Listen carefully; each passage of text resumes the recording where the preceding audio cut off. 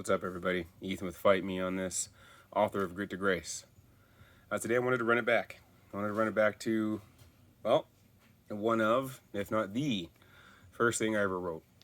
What started me on this. I've been talking a lot about what got me started, how I got started, how I kind of fell into what I do, and how I've, grown it and put the work in and all that stuff. So I thought I'd run it back a little bit and take you back to, 2018. Wild, that was 4 years ago. That's Silent No More. Today I'm having a bad day, set in motion by my ability to play music as often as I want. A motion that I caused a couple months ago.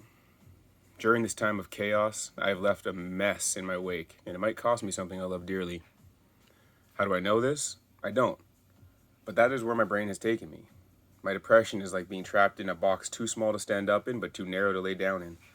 It's a place where the shadows move around me, whispering or yelling things at me that I cannot unhear, but worse yet, that I can't shut out. I am forced to absorb whatever is said, and then it gets blown out of proportion. What do I mean by that? The text I got said that I have to chat with the head of the department. That's it.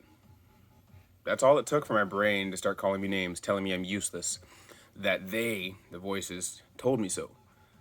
That I would fuck up my path to being healthy, that I'm worthless in the eyes of my peers. They tell me, yet again, that my life isn't worth living because I am so broken. I have no control over it. I have to fake emotions like happy, sad, joyous, normal, whatever. My kids don't need to see that their dad's not okay. I hate being around people that care about me when the darkness closes in, because the person that's fighting to get back is a scary and brutal person. So I isolate myself. I stay alone. I try to keep everyone safe. Everyone except me. What happens to me in those moments don't matter.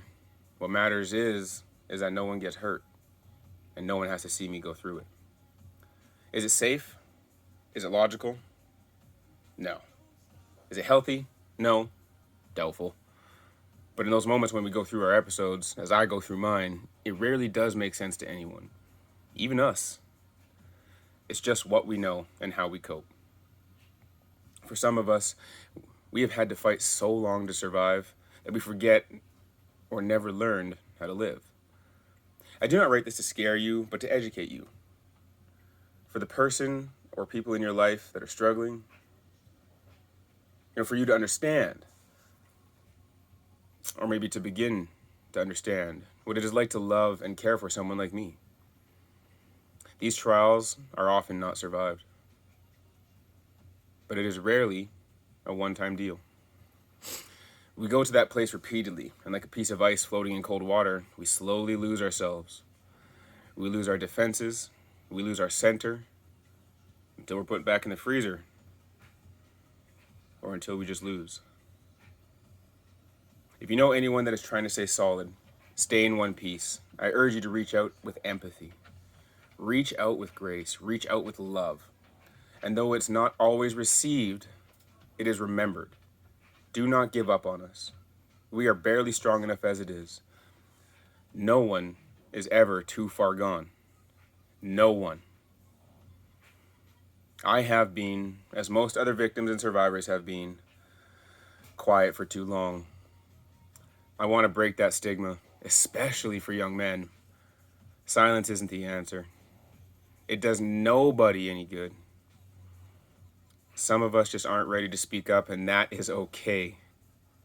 Those that are, I implore you to start speaking to a friend, counselor, therapist, to your social media following, to your church community, your sports teams, to anyone who will listen. You are strong. You are brave. You have courage. You have a voice. You have a story that needs to be told. It's time. That was it. That was the first thing that I wrote. One of the. I feel like I lost one, which is why I keep saying one of the. But if I didn't, this is it. And it's crazy to read it back now, and you're seeing me go through emotions, to see where I started, to really dip back into where I was. It's pretty cool. It's kind of crazy to think about. But I'm going to let that wash over you. I'm going to let you guys think about that if you have any questions, comments, or concerns. You know what? Why don't you go check out the link to the Indiegogo to support getting this whole thing, the reason that I'm even doing this, published. That's the thing. Because like, this is actually in the book. It's in the end. I threw all my writing pieces in the end of the book. And that's because, you know, I thought I'd update you because I'm going to write some more. I think so anyway. I feel like it. I should, right? Yeah, cool.